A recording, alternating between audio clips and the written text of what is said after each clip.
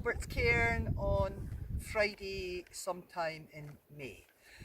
This is a poem by Emily Dickinson. It's called Nature, the Gentlest Mother. Nature, the gentlest mother, impatient of no child, the feeblest or the waywardest, her admonish mild. In forest and the hill, by traveller is heard, restraining rampant squirrel or too impetuous bird.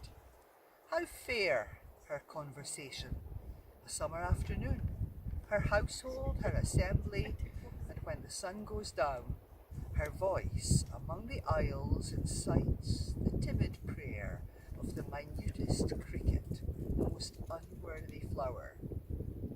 When all the children sleep, she turns as long away as will suffice to light her lamps. Then, bending from the sky with infinite affection and infiniter care, her golden finger on her hip wills silence.